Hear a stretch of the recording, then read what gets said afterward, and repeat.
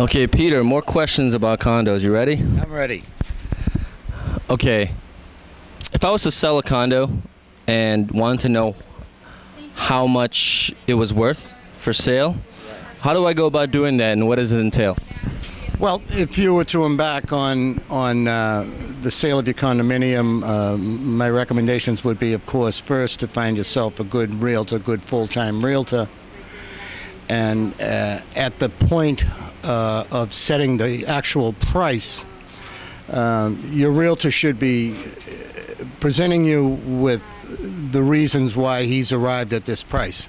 By that I mean he should have done a comparative market analysis. Mm-hmm. Well, what does that entail? That entails him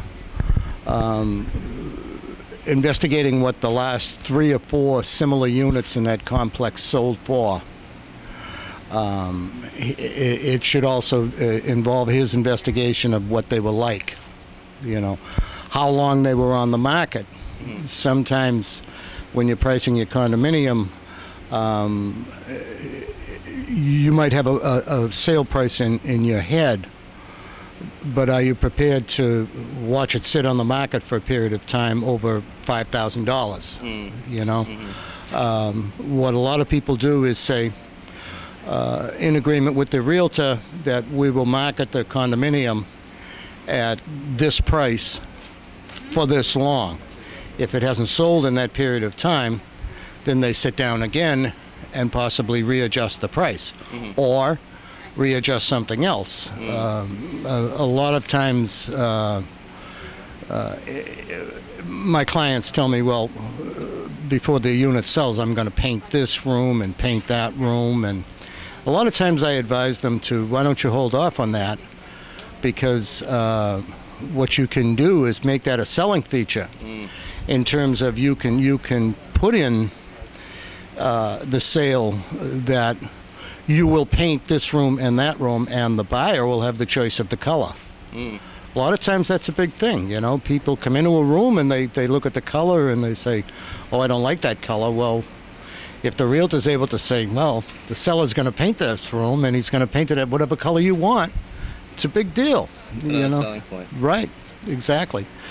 So it's basically, everybody likes to think that their property is worth usually more than it actually is. Mm. And the key here is, and I say it all the time these days, is the seller has to be realistic.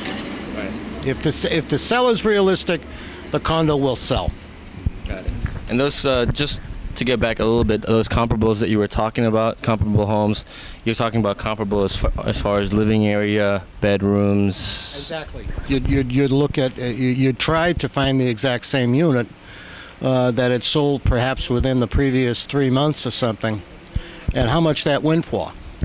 Then taking your unit, your client's unit, and honestly looking at it and saying, gee, this is a better unit. Maybe we can go for $5,000 more or $3,000 more.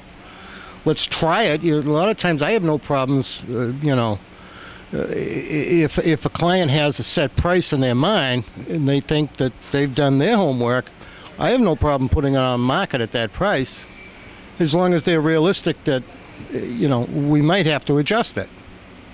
I see. That's the key. You've got to be realistic.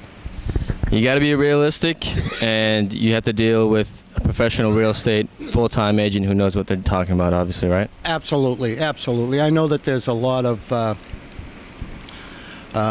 sell your home yourself things out there today, but gee, there's a lot of nightmares that go with those too, and I've seen them.